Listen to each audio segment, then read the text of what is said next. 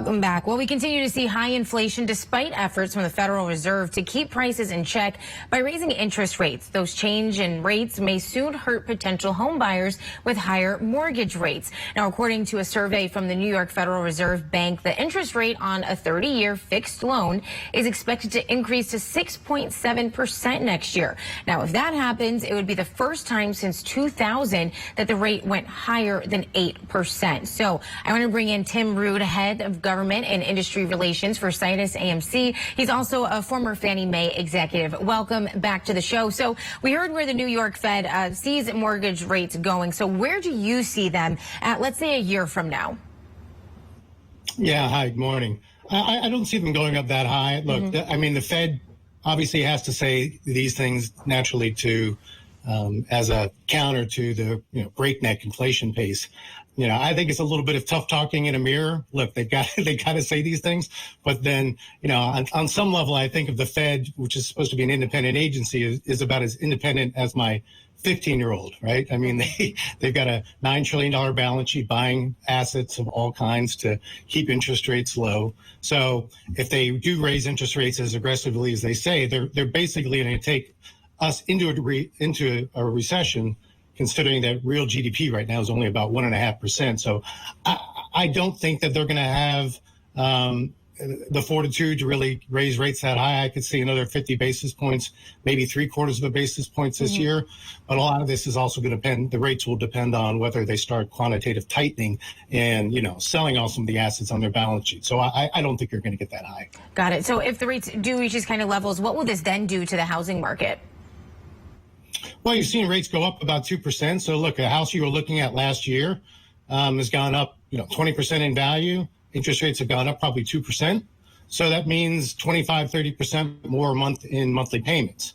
Good news is if you did buy a house last year, you probably made $60,000, $70,000 in appreciation, as opposed to renting, which has gone up 17% year over year, and you haven't made anything. So for someone who may be in the housing market, I mean, we hear these numbers, mortgage rate hikes. What should they do? Should they sit out, wait, and hopefully things will get better in about a year or so? I'll tell you, I don't think things are going to get better this year. Maybe next year it'll flatten out, but that's going to be after another 5-7%, appreciation level. What you're seeing really, the trend right now is you have folks that are moving from like high, very expensive coastal towns or urban centers. And they're finding the more affordable outcome is if I move from, say, San Francisco or LA to Sacramento. It's like, do I care that the prices in Sacramento went up 20 or 30% over the last 2 years? No, because it's still about a third of what I was paying, of the value of the property that I was in. So I think it's a little bit of drive till you comply. I mean, because of the work from home trend, and it's likely to stay that way for a while, could even get higher. People are going to drive until they can comply.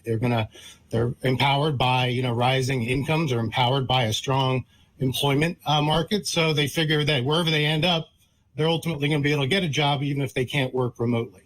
Right. So what would be your advice to someone who is buying and looking to buy, and then advice for someone who is trying to sell in this market right now?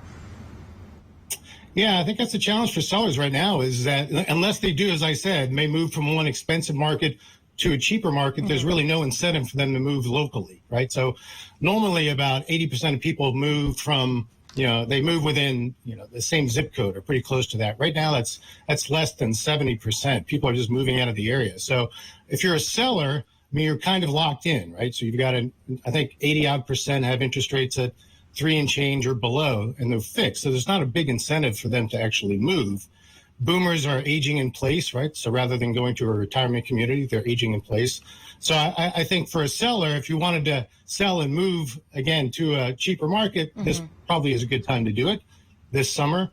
If you're a buyer, I don't think you're going to get any bargains this year. I mean, I heard realtors talking just the other day, and they're like, oh my God, so interest rates went up, 200 basis points. So what does that mean? That means I got 8 bidders for every property instead of 16. I can live with that. We'll be fine. Right. Another situation, though, what about renters who are looking probably to pay, at least a few $100s more in rent this next year? What should they do at this point?